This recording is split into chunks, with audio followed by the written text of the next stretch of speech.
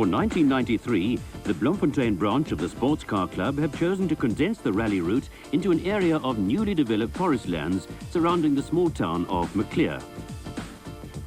We spoke to the clerk of the course, Fred Fruman. Basically, we had to move away from the roads that, as everybody says, were being practiced on. And we decided to move down to Maclear because of the availability of forest roads in this area. We've managed to put together a very compact event, and I think a very challenging event and a very different event from previous years. It's all on private roads, all in forest areas, and the roads, I think, are very trying for the drivers.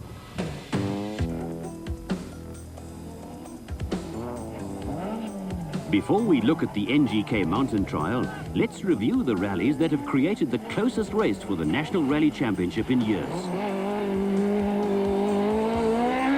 After having won 2 events in a row at the start of the season, Serge Damso arrived at the Castrol International Rally the odds-on favourite.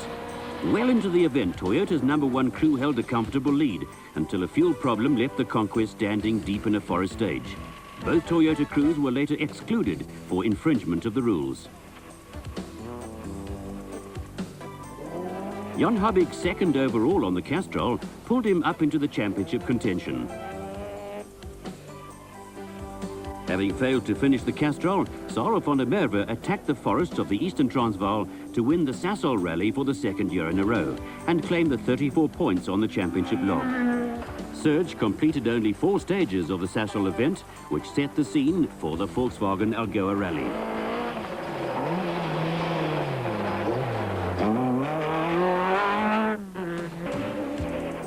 The VW Algoa Rally became a close-fought contest with Sarel ahead of Serge at the midpoint of the 2nd day. Serge reacted with a drive that Sarel just could not match, putting the Toyota back on the winner's ramp and once again in contention for the championship. Sarel held on to 2nd place, which was enough to put him ahead of Tjaart van der Walt, who had scored consistently by finishing all the events to date, with Class D honours in all but 2. Jan Habig's failure to finish the VW Algoa Rally has pushed him out of contention from the leading 3 drivers. The NGK Mountain Trial is by its very nature an endurance event. Every moment prior to the 8 AM start is used by the crews to check and then double-check the rally cars. With just minutes to go before the scheduled start, we found the Nissan crew hard at work removing the Centris gearbox. Hannes, problems? Yeah, I think there's a tooth off on the first gear. We went to just warm up the gearbox and everything, the drivetrain, and then we made a pull away on the thing and there was a noise, you know, so we think it's the first gear. They're just going to try and change it now. So there's just a few minutes before the start. You're going to take lateness at the start? Yeah, we'll have to do it if we want to stay in the rally. But we'll be there, don't worry. Just meters away from the Nissan, Serge Damso and Vito Bonafide wait for the timekeeper's orders, ready to start the 1993 NGK Mountain Trial. Having been drawn first, Serge and Vito have the honour of being first into the stages. It's been 4 years since the Toyota crew last won this demanding rally, not known as one of Serge's favourite events. This year, I hope we could do a lot better than we did last year. A new area, so it's quite interesting for the competitors and the organisers, and that it'd be quite an interesting event. Now, Sarel's leading the championship. You obviously need points to try and take that away from him. Yes, Sarel's the main opposition at the moment for us, so it's quite important that we keep ahead of him on the rally, trying to anyway. But it's all the end of the event, that's what tells. As if to emphasise the point, the Conquest stalls on the line as the instruction to start is given. Navigator power replaces engine power as Vito clears the Conquest from the time control within the 20 seconds allowed. Sarel pulls the Sasol Ford Laser into the starting blocks, able to witness the plight of the Conquest, and only too aware of the importance this event holds over the championship struggle. Sarel, a bit of pressure here. You're actually defending the championship at the moment. You worried about Serge or any of the other Class A cars? Always worried about Serge, yes. I think Serge will be very quick and so should Hannes be. And I believe Habig found some more power, so I guess it's anybody's rally this one. Now, there are only 7 stages, so there's no real room for mistakes here. How do you see this new format working for your car? Well, there's going to be 7 long stages, so I think a bit of the sprint format might be gone in that respect, because you've got to be in the stage for the whole 30 or 40 k's that's going to be long, so you won't drive as hard as you normally would for the fear of getting a puncture or something. And if anything goes wrong, you've still got to come out the other side. So I guess everybody will have drive with a bit of caution. Serge gets the conquest started with the help of a jumper battery, losing 2 minutes in open section time, but scoring no time penalties in the process.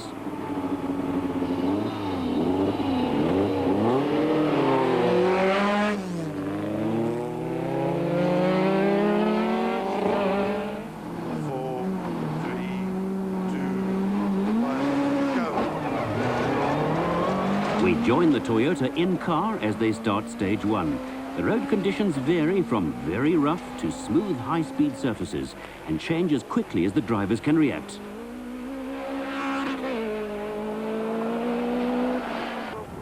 Stage 1, at 12 kilometers, is the shorter stage of the rally, but soon has the Toyota crew hard at work.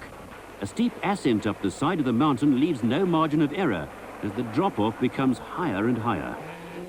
The cars are released into the stage at 2-minute intervals, allowing for a dust clearance gap. Sarel enters the stage as Serge levels out and picks up speed on the plateau.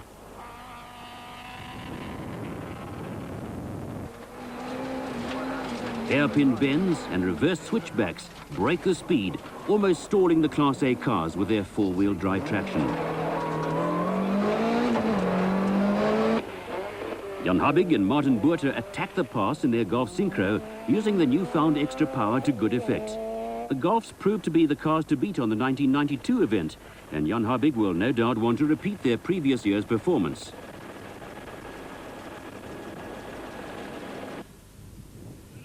Down in the valley, the second Toyota Conquest, crewed by Enzo Kuhn and Johan Sielung, start the stage.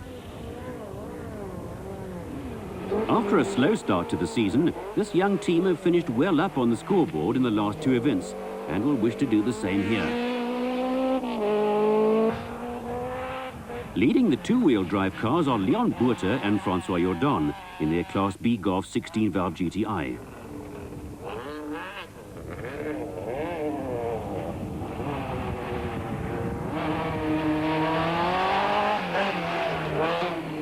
Peter Baragwanath and Charles Rieler in their 4-wheel drive Sentra Coupe, seen here in action on stage 1. The team make an early departure from the rally, completing only the first stage before engine failure crippled the car in stage 2. The super competitive husband and wife team of John and Sherry Sanders in their 2-wheel drive Class A Volkswagen Golf.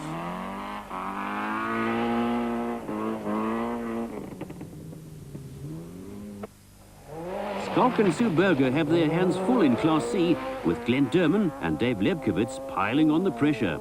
Glenn and Dave eventually better the Bergers' time over the first stage by just 4 seconds.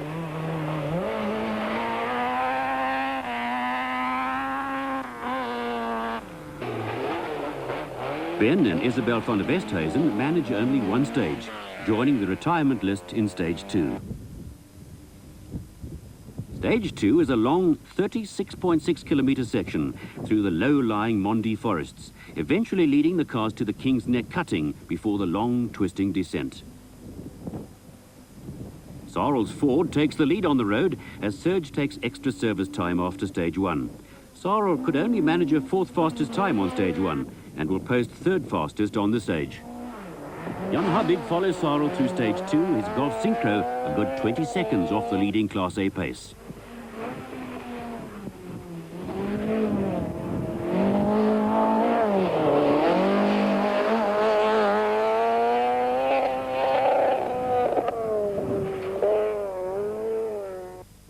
Serge arrives at the cutting, now running 3rd on the road.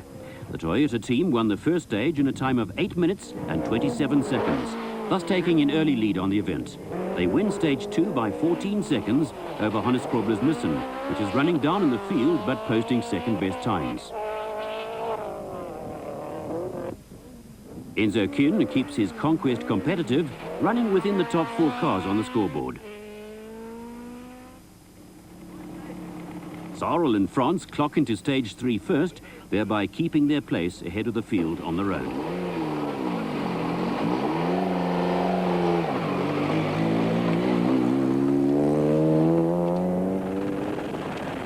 .7 kilometers of rough forest road make stage 3 one of the toughest and roughest of the 7 special stages.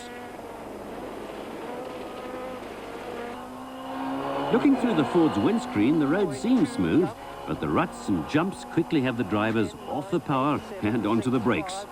Stages of this length are unusual in South African rallying, and both the crews and the cars take a pounding.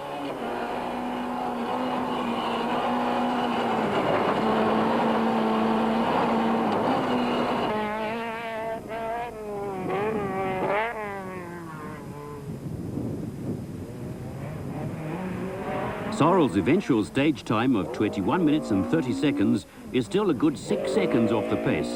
The Cosworth motor just not able to deliver the extra power Sarel keeps calling for. 3, 2, 1. Caution. River crossing.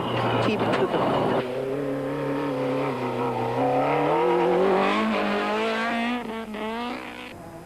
Jan Habig seems to throw caution to the wind on stage 3, but pays the price when the Golf loses its engine oil and stops in the stage.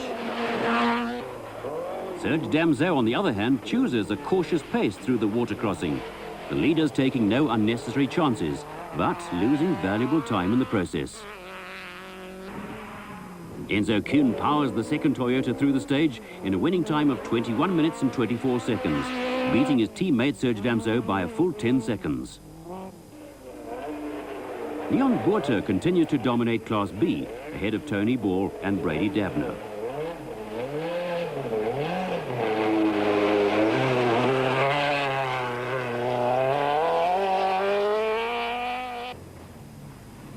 John Saunders picks his way through the rough stuff, keeping the Golf intact and only too happy to give away a few seconds in the process.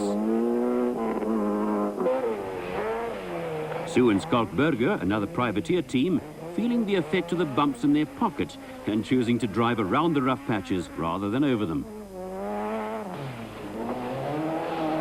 Lying second in Class B, Tony Ball has taken on the services of lady navigator Irma Kurza for the NGK Mountain Trial. The pair remain well off the Buerter-Jordan times.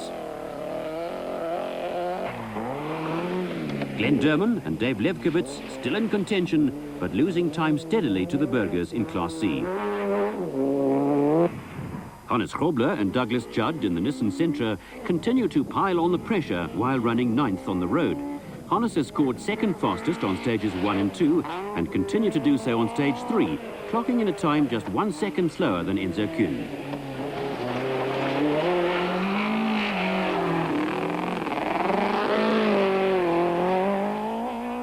Driving with the championship in mind, Class D favourites Chart van der Walt and Jaco van der Linde have serious competition from this Durban-based crew, Ralph and Peter Chadwick, who currently lead Class D on the scoreboard.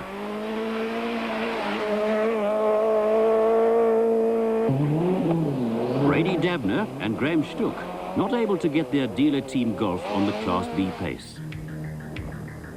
Stage 4 is a faster, more open stage, which takes the cars up and over Mapasa's neck, where switchbacks and hairpin bends slow the pace down.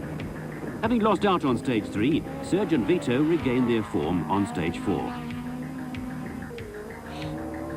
Leaving a trail of dust down in the valley, the second Toyota Conquest of Enzo Kuhn and Johan Seelang are locked in a tussle with Sarel van der Merwe and Frans Boshoff. Only 4 seconds separate the two teams on the scoreboard.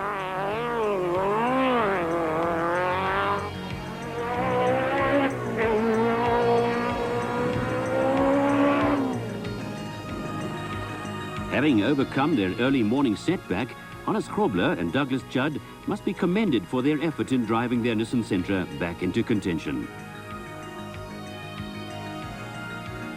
The Sentra has stood up well to the rough conditions and the equally tough pace being set by Serge up front. Hannes drives the Sentra through the final section of stage 4 towards the regroup and the much-needed service break at Uju.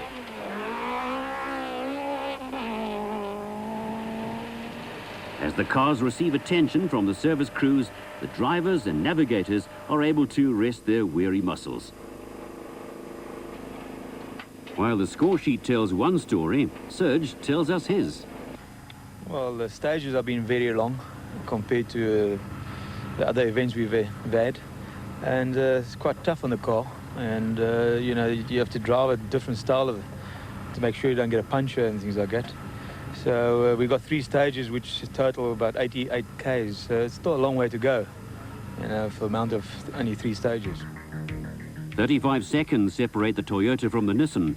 Not a great deal of time considering the stage distance of 112 kilometers already completed. 16 seconds separate Hannes from Enzo, who holds 3rd place by 12 seconds from the Sarah van der Merwe Ford. Grobler and Judd can be well pleased with their performance so far, but will the Nissan crew go for the win or be happy to finish in 2nd place?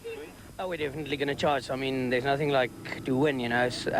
But the roads are quite rough, and we had a little problem in stage 1, so we lost a little bit of time with brakes. We didn't have any brakes for 5 kilos.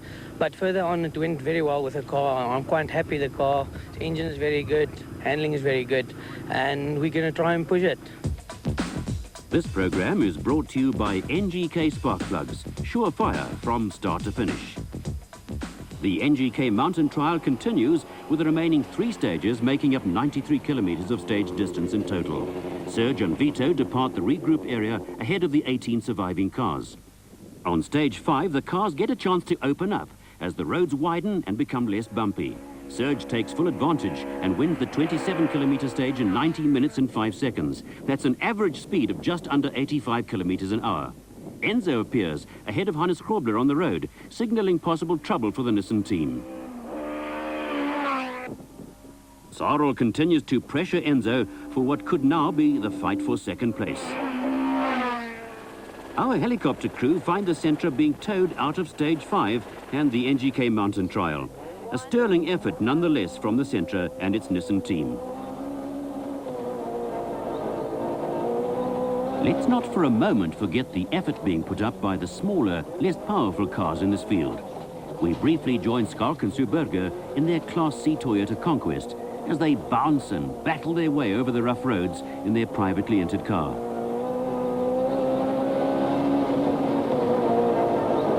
Besides leading Class C, the Burgers hold 7th place ahead of Tony Ball and Glenn Derman.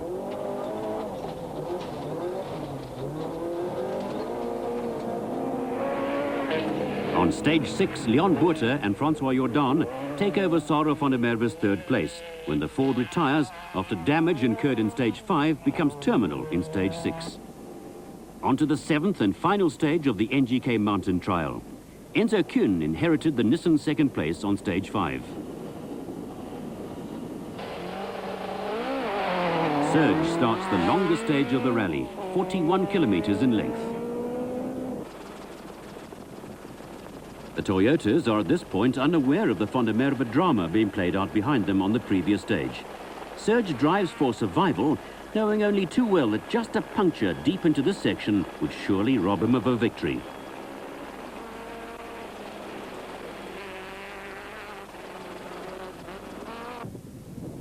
Stage 7 eventually picks up on stage 4 in reverse. The steep pass, previously run as a decline, now becomes an awesome incline, which the tired cars and crews approach with understandable apprehension. The wind has picked up to almost 50 kilometers an hour on the crest, and the dust trail hangs for only seconds behind the cars. After stalling on the line at the start of the rally, the number 1 Toyota has hardly missed a beat since. Of the 6 stages completed, Serge and Vito have won 5, leaving little doubt in anyone's mind that the current national champions intend to keep that status intact for 1993. Keeping one's concentration sharp over the long stages is an important factor for survival on endurance rally events. Enzo slides the Conquest into a washaway, but luckily pulls himself clear with sheer power and the four-wheel drive traction. The leading Class B car has survived the worst of the stage, and from the cutting can enjoy the downhill run to the finish. John and Cherry Sanders, now 4th overall, after a truly great effort in the front-wheel drive Class A Golf.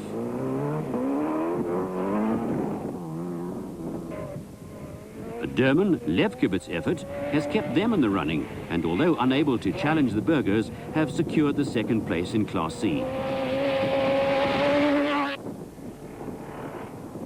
Ralph and Peter Chadwick have driven hard in an effort to stay ahead for Class D honours. The 1600cc Golf throws in the towel on the pass, leaving the Chadwick brothers no option but to park and spectate. Brady Dabner will be pleased to finish, but will undoubtedly be disappointed with their lowly 9th placing on the scoreboard.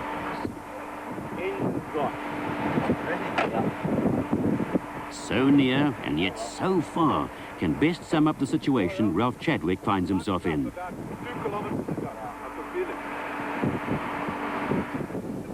The leading pack arrive at the Maclear Country Club in formation. Serge and Vito, ahead of teammates Enzo Kuhn and Johan Silung, all no doubt pleased with their efforts on this grueling rally. Serge, a nice one for Toyota, 1 and 2 again. You must be very pleased. Yeah, we're waiting for Sarl to come in and we'll know if we got a first and second. If we did, I think it was very good for Toyota. And we had a clean run and I enjoyed it. Thank you. But now we believe Sorrel's out of the rally. Oh, well, we didn't know about that. So we thought it was still coming. So if that's the case, then it's good for us.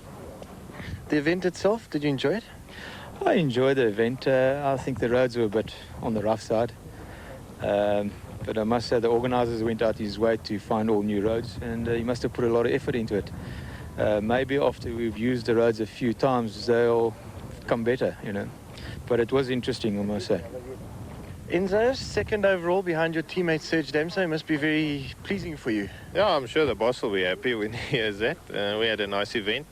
It was a very compact event, and I think it could be the format of future events, cutting down on service costs and stuff like that. But it was still long stage kilometers, and it was hard work. A 40k stage, it felt like it never ended. The final results see only 2 Class A four-wheel drive cars. Toyota obviously pleased to own both of them. Truly commendable are the efforts of the non-factory privateer teams who have made up the backbone of the event.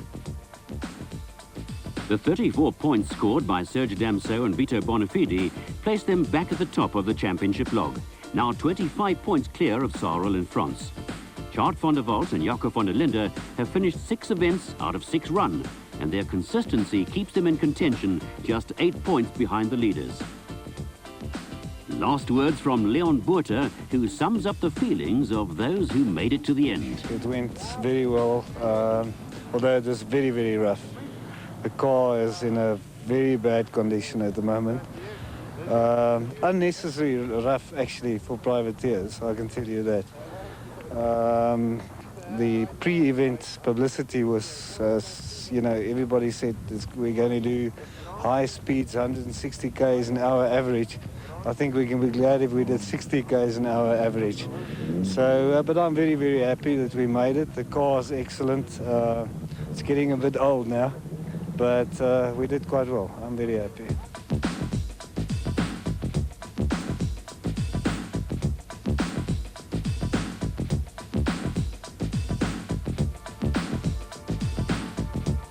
This program was proudly brought to you by NGK Spark Plugs, sure fire from start to finish.